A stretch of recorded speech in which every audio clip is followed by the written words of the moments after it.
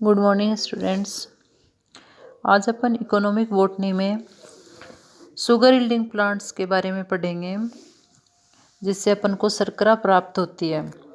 तो जैसा कि आप लोग जानते हैं, शर्करा हमारे भोजन का मुख्य घटक है और शर्करा से अपन को तत्काल एनर्जी मिलती है। शर्करा पौधों में विभिन्न रूपों में संग्रहित रहती है, जैसे सुक्रोज, ग्लूकोज, फ्रक्टोज इत्यादि शर्कराओं के रूप में संग्रहित रहती है। शर्करा क्या है? घुलनशील कार्बोहाइड्रेट है और अधिकतर जो प्लांट्स हैं उनकी जड़ें और स्तंभ में ये संग्रहित रहती है। तो प्लांट्स में जिनसे अपन को शर्करा प्राप्त होती है वो कई तरह के हैं, जैसे शुगर केन जो अपने सिलेबस में है, अपन को शुगर केन के बारे में पढ़ना है। गन्ना जिसे कहते हैं, ये सेकेरम ओफिसिनेरम और ये पोएसी कुल का है।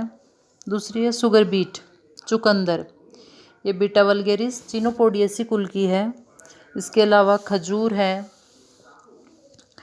और अन्य प्लांट्स भी हैं, जैसे एक एसर सेकेरम है, एनोना स्क्वेमोसा है और डहेलिया है। इनसे भी अपन को शर्कराएँ मिलती हैं। तो आज अपन शुगर केन के बारे में पढ़ेंगे। तो शुगर केन का सबसे पहले अपन को बोटनिकल नेम गन्ने का सेकेरम ओफिसिनेरम ये याद रखना है। ये कौन से कुल का है? पोएसी कुल का है। इसके अलावा जो गन्ना है उस गन्ने और चुकंदर को औद्योगिक पादपों की श्रेणी में रखा गया है, ठीक है ना, क्योंकि चीनी उद्योग पूर्णतः इन्हीं दोनों पे डिपेंडेंट है। अब अपन गन्ना जो है ये शर्करा का सबसे प्रमुख स्रोत माना गया है और विश्व में कुल शर्करा उत्पादन का आधे से अधिक भाग गन्ने से ही प्राप्त होता है। तो गन्ना अगर अपन इसकी खेती देखें तो ये उष्णकटिबंधीय क्षेत्र जो है ट्रॉपिक्स में वहाँ पे ज़्यादा होती है। अब अपन इसके ओरिजिन के बारे में देखेंगे कि इसका ओरिजिन कहाँ है। तो जैसा नीचे मैप में दिखाया गया है कि गन्ने का जो ओरिजिन है वो एक अनुमान के अनुसार न्यू गुइनिया में हुआ है और वहाँ से इसका प्रसार दक्षिण पूर्वी एशिया और इंडोनेशिया में हुआ। और दक्षिण पूर्वी एशिया से गन्ने का जो प्रसार है वो एशिया के अन्य देशों में हुआ है। और दूसरा मत ये कहता है कि इसकी जो उत्पत्ति है वो दक्षिण पूर्वी एशिया ही है, अथवा इसको अपन कहें कि ईस्ट इंडीज़ है, लेकिन इसके जो जंगली पूर्वज है वो ज्ञात नहीं है। भारत में जो गन्ना की खेती है ये एक तरह से देखा जाए तो ऐतिहासिक काल से ही होती रही है। अब है गन्ने का उत्पादन कौन कौन से क्षेत्रों में होता है। तो गन्ना एक ट्रॉपिकल रीजन की फसल है और भूमध्य रेखा के लगभग देखा जाए तो ये 30 डिग्री उत्तर और दक्षिण में व्यापक रूप से इसको उगाया जाता है, जैसे भारत है, क्यूबा, ब्राज़ील, फिलीपींस, हवाई, जावा, मैक्सिको, वेस्ट इंडीज़, ऑस्ट्रेलिया और अमेरिका में गन्ने की व्यापक खेती होती है। भारत है वो विश्व का सबसे बड़ा गन्ना उत्पादक देश है। तो और इसके बाद में है ब्राज़ील, क्यूबा और चीन का स्थान है। क्यूबा, ब्राज़ील तथा भारत प्रमुख चीनी निर्यातक देशों की श्रेणी में भी आते हैं। अब भारत में गन्ने की जो खेती है वो उत्तर प्रदेश, तमिलनाडु, महाराष्ट्र, आंध्र प्रदेश, कर्नाटक, बिहार, पंजाब, हरियाणा और पश्चिमी बंगाल में होती है। और अकेला जो यूपी है, उत्तर प्रदेश, वो गन्ने का लगभग 45% उत्पादन करता है। फिर है इसके बोटनिकल करेक्टर। बोटनिकल करेक्टर में मतलब ये प्लांट कैसा है। तो गन्ने का जो प्लांट है वो बहुवर्षीय और बांस के समान ही होता है और ये जाइंट ग्रास के रूप में देखा जाता है। पादप जो है उसमें तल शाखाएं तथा कई तनों का समूह विकसित हो जाता है और गन्ने का जो तना है उसमें एक वो गुच्छे के रूप में वृद्धि करता है। तना ठोस होता है, इसका 10 से लेकर 20 फीट लंबा होता है और लगभग 2 इंच व्यास का भी होता है। इस पे पर्व और पर्वसंधियाँ वो स्पष्ट रूप से दिखाई देती हैं। और इसके जो शीर्ष पर छोटे जबकि मध्य में लंबे होते हैं, इसके जो पर और पर्वसंधि हैं। और इसमें क्या होता है, ऑक्सिलरी बड भी पाई जाती है। इसके अलावा इसमें प्रोप रूट भी मिलती हैं और जो पर्व हैं इसके वो सॉलिड होते हैं और उसमें सुक्रोज संग्रहित होता है, जैसे नीचे डायग्राम में दिखाया गया है। पत्तियां जो होती हैं इसकी वो प्रत्येक पर्वसंधि पर एकल और एकांतर व्यवस्थित होती हैं। तो इसका जो पर्णफलक होगा वो 90 से लेकर 150 सेंटीमीटर लंबा होता है, यानी पत्ती काफ़ी लंबी होती है, और 2.5 से लेकर 5 सेंटीमीटर तक चौड़ी भी होती है और रोमों के द्वारा ढकी हुई होती है। पर्णाच्छद पर्वसंधि को घेरे हुए होते हैं। ये इसकी लीफ की स्ट्रक्चर हुई। उसके बाद में है तने का जो शीर्ष पर एक पुष्पक्रम पाया जाता है वो होता है पेनिकल टाइप का, और ये चमकीला, लंबा और फरदार होता है और इसे वल्लर या टेसल भी कहते हैं। और स्पाइकों पर 2 पुष्प होते हैं जो एक मतलब युग में ग्लूमस पर परिबद्ध रहता है, और इसका जो पुष्प होगा वो द्विलिंगी होता है और इसमें बीज का निर्माण नहीं होता। तो इसमें वेजिटेटिव प्रोपोगेशन पाया जाता है। फिर है गन्ने के प्रकार। तो जैसे इसकी स्पीसीज़ के आधार पे गन्ने की जैसे 5 जातियां हैं जो प्राचीन विश्व की स्थानीय जातियां हैं। इनमें हैं saccharum officinarum, saccharum sinensis, saccharum barberi और सेकेरम स्पॉन्टेनियम। अब ये जो जातियां हैं ये अलग अलग नाम से अलग अलग क्षेत्रों में जानी जाती है। जैसे सेकेरम ऑफिसिनेरम है, इसे नोबल गन्ना भी कहते हैं और इसकी कुछ अलग अलग विशेषताएं हैं सबकी। सेकेरम जो साइनेंसिस है वो चीन का गन्ना है। सेकेरम बर्बेरी है वो भारतीय गन्ना है, इंडियन केन कहते हैं उसको। और सेकेरम स्पॉन्टेनियम है, ये जैसे न्यू गुइनिया है, दक्षिण पूर्वी मध्य एशिया है, वहाँ का गन्ना है। सेकेरम जो रोबस्टम है ये केवल न्यू गुइनिया के जंगली पादप के रूप में ही उगता है।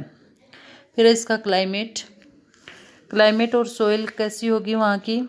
जैसे गन्ना है वो उष्णकटिबंधीय और मतलब ट्रॉपिकल और सब ट्रॉपिकल जलवायु का प्लांट है और इसकी खेती भूमध्य रेखा से, जैसे मैंने अभी पहले भी बताया है, 30 डिग्री उत्तर और दक्षिण भागों में की जाती है। इसके लिए 60 इंच वार्षिक वर्षा की आवश्यकता होती है और औसत इसमें 20 से लेके 35 डिग्री तापमान चाहिए। तेज चमकीली धूप इसकी वृद्धि और तल शाखन के लिए लाभदायक होता है। और वैसे सभी प्रकार की मिट्टियों में उगाया जाता है, लेकिन दोमट और चिकनी मिट्टी इसकी खेती के लिए ज़्यादा उपयोगी होती है। उसके बाद में इसका कल्टीवेशन में क्या होगा कि गन्ने की फसल तैयार करने के लिए पहले उसकी बुआई कलम रोपण द्वारा की जाती है, ठीक है ना। तो पिछले वर्ष की जो फसल के तनों के ऊपर के भाग जैसे 2-3 पर्वसंधियों युक्त खंड जो काटे जाते हैं और इन्हें इनके शेट या सीड कहा जाता है। बीज तैयार करने के लिए पहले तने की पत्तियों को हाथों द्वारा हटाया जाता है ताकि जो उनकी कलिकाएं क्षतिग्रस्त नहीं हो। इसके पश्चात में इंटरनोड के स्थान पर तने को काटकर 2-3 पर्वसंधियों युक्त जो सेट बनाए जाते हैं। फिर क्या होगा, बीज रोपण से पहले खेत की गहराई तक जोता जाता है पहले तो। फिर उसमें ऑर्गेनिक जो खाद है वो डाली जाती हैं। उसके बाद में इनमें रोपण वगैरह किया जाता है। तो जब फसल परिपक्व हो जाती है तो तनों को भूमि के स्तर के पास से तेज धार वाले जो चाकू होते हैं उनके द्वारा काट लिया जाता है और फिर इनका जो रस है उसके निष्कर्षण के लिए इनको वहाँ से बंडलों के द्वारा बांधकर शुगर मिल भेज दिया जाता है। फिर है इनका चीनी निर्माण के भी इसमें कई पद हैं। जैसे पहले रस का निष्कासन करेंगे, फिर रस का शुद्धिकरण किया जाता है और इस तरह से चीनी का निर्माण किया जाता है। फिर है इसकी कुछ इम्प्रूव वेराइटीज़ हैं। फिर इम्प्रूव जो वेराइटीज़ हैं उनमें जैसे जब भारत में क्या है कि कोयम्बटूर में गन्ना अनुसंधान संस्थान है कोयम्बटूर में, तो वो गन्ने की कुछ उन्नत वैरायटीज़ पैदा करता है। इसमें है जैसे ये जो बर्बेरी है, ऑफिसिनेरम है और स्पॉन्टेनियम के संकरण द्वारा अनेक उन्नत किस्में तैयार की गई हैं। ये किस्में हैं जैसे अधिक उपज देने वाली तो हैं CO 312, CO 319, इसकी कुछ आगे अलग अलग संख्याएं हैं। कुछ रोग प्रतिरोधक किस्में भी हैं जैसे CO 331 है, 213 है। कुछ शीघ्र परिपक्वन वाली भी हैं और कुछ क्षेत्र के अनुकूलन के आधार पे अलग तरह की हैं। जैसे सब ट्रॉपिकल में उनकी नंबरिंग अलग है और ट्रॉपिकल में जैसे अलग हैं। फिर है इसके उपयोग में क्या होगा कि गन्ने के रस से गुड़, शक्कर और चीनी का उत्पादन किया जाता है। तो दूसरा है इसमें चीनी का उपयोग अधिक व्यापक स्तर पर होता है, जो पेय पदार्थ, आइसक्रीम, मिष्ठान, मुरब्बे, चॉकलेट, इनमें इनका प्रमुख घटक है। इसका उत्पादन है वो शीरा को खाद्य और तथा पशु आहार के रूप में भी किया जाता है। और जो शीरा बनता है उससे अनेक उत्पाद जैसे शराब, बियर, औद्योगिक alcohol, glycerol, lactic acid, citric acid, इनका निर्माण भी किया जाता है। रस के निष्कासन के लिए बाद में जो इसमें जो वो बचता है जिसको खोई बोला जाता है, उसको ईंधन और कार्बनिक खाद के रूप में काम में लेते हैं। खोई से अनेक उत्पाद जैसे कागज़, फाइबर, बोर्ड, कार्डबोर्ड, प्लास्टिक इत्यादि का निर्माण भी किया जाता है। और रस के शुद्धिकरण के समय इसमें एक अवक्षेप पशु आहार के रूप में प्रयुक्त किया जाता है। इसके अतिरिक्त इसमें वसाम्ल और मोम भी प्राप्त किया जाता है। और गन्ने का जो ताज़ा रस है वो जैसे आप लोग जानते हो पेय पदार्थ के रूप में, ठंडे पेय के रूप में काम में लेते हैं, या अपन उसको तने को छील कर चबा भी सकते हैं डायरेक्ट। और इसकी जो पत्तियां हैं उनके छोटे छोटे टुकड़े करके और तने और पत्तियों के उनको चारे के रूप में भी काम में लेते हैं। फिर इसमें कुछ रोग हो जाते हैं, इसके लिए क्रॉप प्रोटेक्शन किया जाता है। जैसे रेड रोट है, मलानी रोग है, स्मट है, ये कुछ मतलब कवक और माइकोप्लाज्मा से जैसे ये ग्रेसी सूट है, और मोजेक वायरस से मोजेक रोग है, इत्यादि कई रोग हो जाते हैं। कुछ इंसेक्ट पेस्ट भी हैं, तो ये क्या करते हैं गन्ने के उत्पादन को प्रभावित करते हैं। इसके लिए इनके कंट्रोल के लिए क्या है, रोग प्रतिरोधक किस्में तैयार की जाती हैं। संक्रमित पौधों को उखाड़कर उनको जला दिया जाता है, या फिर उपरोक्त जो रोटेशन प्रणाली है क्रॉप की वो की जाती है, जिससे कि इनका उत्पादन है वो प्रभावित नहीं हो और इन रोगों से बचा जा सके। Thank you.